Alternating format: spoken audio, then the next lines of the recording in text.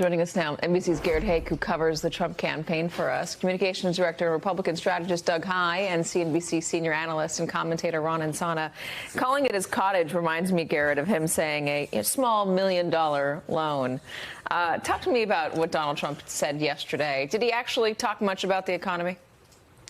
He talked much about prices and inflation, which his campaign believes is a much more tactile thing for voters out there than the economy broadly. And Donald Trump, as you know, likes to talk about the stock market, but that's not something that most people actually pay day-to-day attention to. But they pay day-to-day attention to their grocery prices, and that's why he was surrounded by those props yesterday. But this has also been the struggle for the Trump campaign.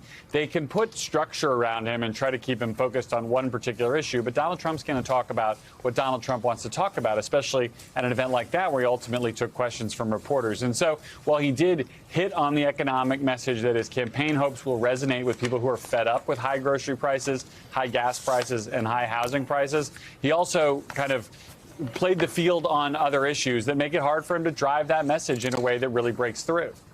Doug, I just want to list out some of what Donald Trump talked about yesterday in this cost of living, inflation, prices news conference. He talked about wind energy ruining everything, killing all your birds, the New York court system being vicious, telling people that they're going to be thrown into a communist system where everybody gets health care. He talked about the assassination attempt. The guy was a good shooter, he says.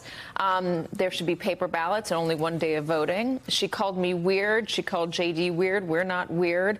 He said they want to put him in prison. They want to interfere. They want to sentence right before the election. So a lot of stuff. The campaign, and I bring this up because the campaign wants him to talk about policy. They don't think the personality works for him any longer.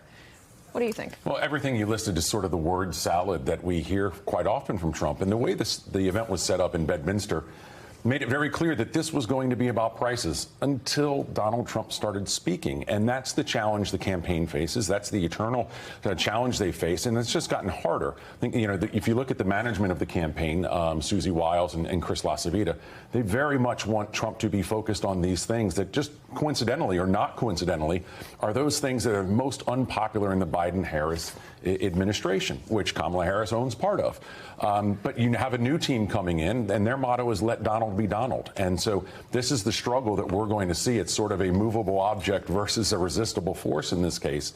And that's not going to go away. Donald Trump ran on vibes in 2016. He won on vibes. But the vibes right now, the momentum on the vibes at least, are leaning heavily toward Kamala Harris, which interestingly means that you have a lot of analysts saying don't lean so much on the policy to her, lean more on your personality. That being said, if you read about any analytical piece today, any strategist piece today, all of them are saying if you're going to talk about one policy, talk about cost of living, which is what we're going to hear from Harris when we have the podium up. She might be a little bit earlier than 2:45, we're told, so we're going to keep our eyes on this.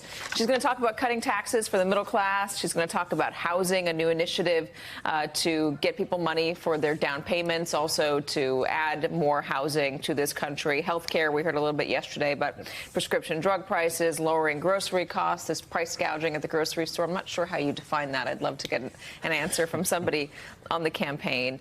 But this is clearly showing that she's listening to the polls. She sees what people care about. Yeah, I think she's hitting people right where they live with respect to the policy prescription she's putting forward. Now, whether or not you can identify and define price gouging in a meaningful way and then either legislate or regulate it away is an open question. On the housing front, it's interesting because she's not just offering price supports, but is also suggesting there'll be incentives to build new housing. And Katie, as you and I spoke yesterday, we're short 4.5 million homes in the United States relative to demand, and she's got a proposal put forth to incentivize the building of 3 million homes over the course of a 4-year period to alleviate the supply shortage that we have, which is a bigger problem than most people realize. Yeah. Housing is quite complex at the moment. It is, but I wonder if she's going to talk about regulation, because part of the issue with housing is not just it's zoning. Yeah. It's NIMBY. It's also environmental regulations. Yeah. It's stuff that gets in the way and makes it a whole lot costlier to build. In fact, if you look at red states, a lot of red states are building faster and more easily than the blue states right now. And that's California, New York, and other places that have really restrictive zoning laws about putting up new housing. And so some of of this, in fact, is not national in terms of where the solution lies. It's at the state level, the local level, the municipal level, where these various zoning restrictions exist. So getting states or localities to ease up on some of that would also help to bring more supply to market.